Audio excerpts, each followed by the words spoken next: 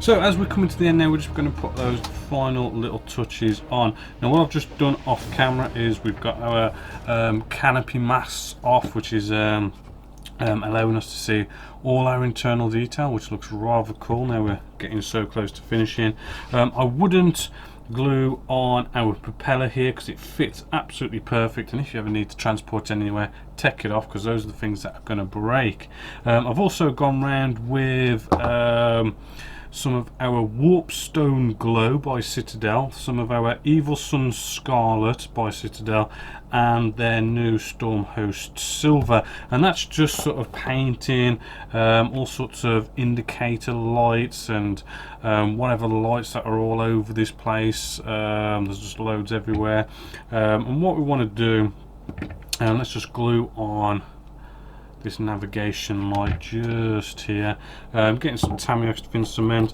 I'm just gonna dab on just a little bit just inside there, because these are tiny little fiddly pieces. That's not going to really sort of glue it into place, but it's going to be enough that, you know, getting this tiny fiddly little piece here and just getting to just sort of sit, have enough tackiness to it just to get it to sit. If I can get it to get in there or close to it, there we go. Just need to touch it in there just to sit here, and then we can just sort of play around with it. And because it's like a clear plastic and we've already painted it red inside there, what you'll see is it sort of like reflect red through it, and then we can just tap that on some sort of side somewhere, and the capillary action should get that to just flow all the way around that little piece there and sort of get that nicely glued in. Now the same goes for some other pieces on the underside, but what I want to also show you is where's it gone now? We have got, here it is, we've got some micro crystal clear. Now this is a canopy glue. It's used for canopies because if you make any sort of mistakes, it will dry to a crystal clear finish, so that any mistakes don't really sort of show up, and any sort of gluing, you're only going to see it crystal clear, which is rather cool. But what you could also do, if you get yourself a cocktail stick, right, and we just dip it in the cocktail stick. Right, we've got two little lights here, which we was in the instructions, it's got us to sort of, you know, you could pick out some clear bits of plastic, but what we're going to do, we're going to get a bit of our micro crystal clear on the end of the cocktail stick, and then I'm just going to, actually that hole is rather small, so what I'm going to do before I make a big mess, I'm just going to start cutting my cocktail stick into a bit of a sharper point. Right, just make it a bit more thinner and smaller. Right, and now I'm going to get some micro crystal clear. Right, bring back the model. Right, and then I'm just going to sort of dab this in that little hole just there. Right, and hopefully, as you can see, it just goes in, sucks in around nicely. Just do that again to the other one. Now what's going to happen, this looks all nasty and white, but it just dries to an absolutely lovely, as it says on the tin, a crystal clear finish. And that is just what you want. We've also got the other side. Right, we can do the same technique here. Right, this just saves us using the clear parts.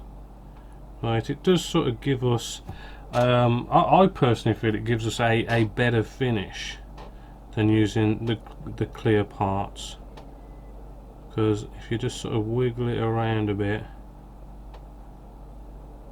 and there we go, that'll give us what will look like clear glass.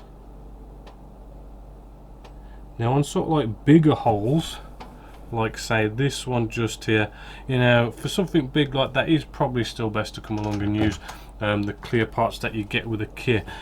This technique, although that is just light, it's also good for doing like little windows and stuff on, like say World War II bombers, where you've got loads of windows going down the side of the fuselage section. You can poke that in there and you can make windows, which is rather cool. That's probably another step by step. Anyway, so I'm going to do the rest of these, let that dry, and we've also got these antennas to sort out, which are a bit of a problem, and I think that's basically it. So what we need to do, we need to get these two sort of antennas to come off of our fuselage half.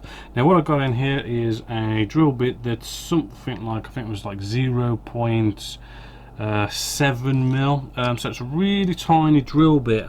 Right, and what we want to do is, it's probably not such a bad idea to get out first my little handy tool, which is basically a drill handle with a needle on, and what we want to do is, where we want our hole drilled, I'm just pressing a little hole in there, and it's basically going to act as a little bit of a guide for our drill just to get started. Right, and then being careful not to scratch the paintwork too much. That might need a little bit of a spray, but anyway, back to it. We want to just now use that little guide and start drilling with our tiny little drill bit. Now because it's tiny, this will take a fair bit of time of slowly drilling. I'll keep checking it and just keep drilling down until you got a fair enough hole to basically put a bit of wire in here. Right, nice bit of scratch building material here. I've just got some simple fuse wire, which is tinted copper. What I'm going to use, I'm going to be using I do believe it's the 5 amp 1 kilowatt for lighting. It's a very nice thin piece of wire. Alright, so I'm just going to give this a cut. Right, we can sort of cut off more than we actually need. Right, and then what we're going to do, I'm just going to hold the one end, and then with my tweezers I'm just going to pull the other, like really sort of hard, and then what we end up with is it ends up sort of getting out any sort of kinks, and you do that a few times until it's sort of nice and straight and there's no kinks in there or anything nasty like that. Right, so what we're going to do now, and we've cut off more than we actually need, what we're going to do, we're going to get some super glue, which I might still have some on my palette, which I don't. So let's get out some super glue. Right, I'm just going to pour this on any kind of pallet you can find, any kind of scrap bit of whatever. This is a cotton wool lid, don't matter, just something to put it on. Cocktail stick to apply it. If it doesn't come out the first time, use your cocktail stick to pierce a hole in the top, and then to pour that out. Fingers crossed, maybe not, maybe a bit further down, then pour it out. There we go, we're getting a bit coming out of this now. Probably could do with a bit more of a popping out, but let's just do that later off camera. Right, that's again our piece of wire. Right, we're just going to get one end, right, and we're just going to sort of give it a nice bit of that super glue, maybe actually get the pot itself and maybe sort of run one end of it in super glue, bring back the model, right, and our hole, which actually I did, by the way, drill all the way through, so we can just push this all the way through and then sort of just, ooh, careful, it came back out, let's get that back in before it dries, very carefully, and then just hold that into position while it dries. Don't worry if it's sort of not bent in the right direction or anything like that, because when it does dry, the cool thing is, I mean, you can sort of bend this. Well, basically the whole reason why I'm using this sort of copper wire, it bends a lot. You know, so one, you know, you can play around with this now and bend it into whatever shape you want, and it's just one of these tiny, you know, you want something really sort of fine and tiny like this to make it look better. But I mean, if you used you know, maybe sort of like a bit of plastic or something, and did the whole where you get a part of the sprue, you melt it and you pull it out and you get a fine bit of styrene plastic, you know, if you use that, it's going to break, all that kind of stuff. This, if you sort of knock it, it's just going to bend out of shape, and you can just bend it back into shape.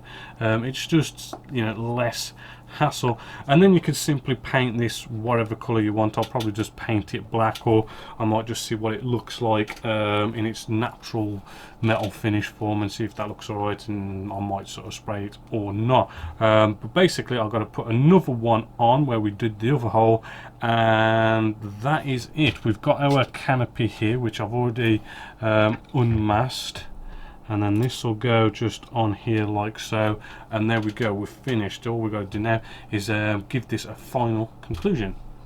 So there we have it, our Hellcat is all finished, and I'm really liking this. I love that final touches to the model. Hopefully you can also see if I just turn this upside down. Oops, just being careful not to knock any of those aerials.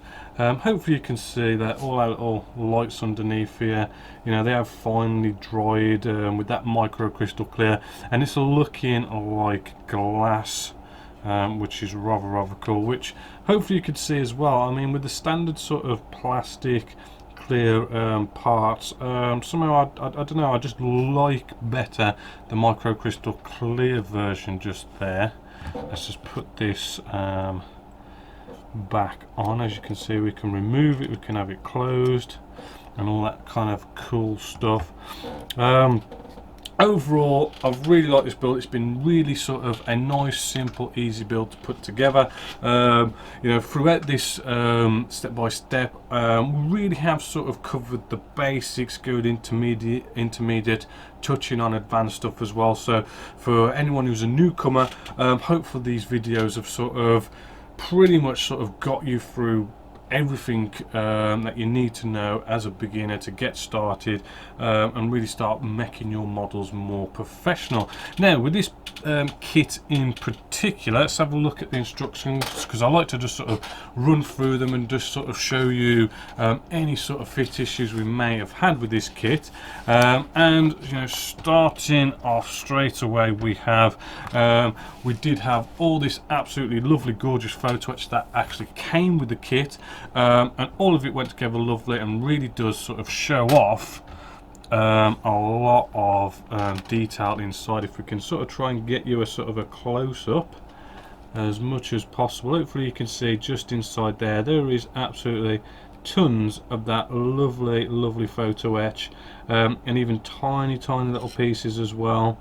Lovely seat belts, absolutely looks stunning inside there, because a lot of people goes looking at the cockpit area.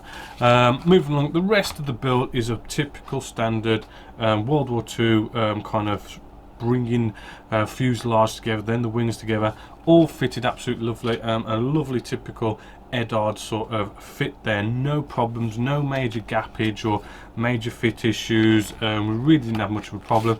The engine, I mean, the engine here looks really good, as well as that little bit of extra photo etch just sort of touches that up nicely.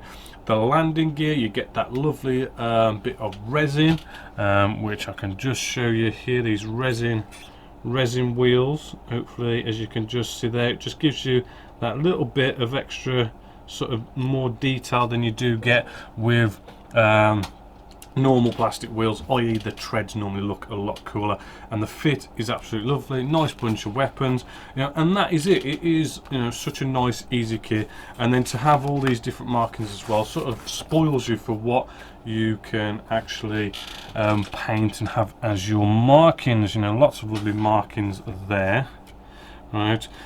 So all in all, yeah, I definitely recommend this kit. Well, I mean, I sort of recommend the kit, but then at the same time, the one thing that sort of isn't really a complaint, it's just me personally, having these dual combo boxes are, well, let's just face it, I'm not going to go off and build this model again anytime soon.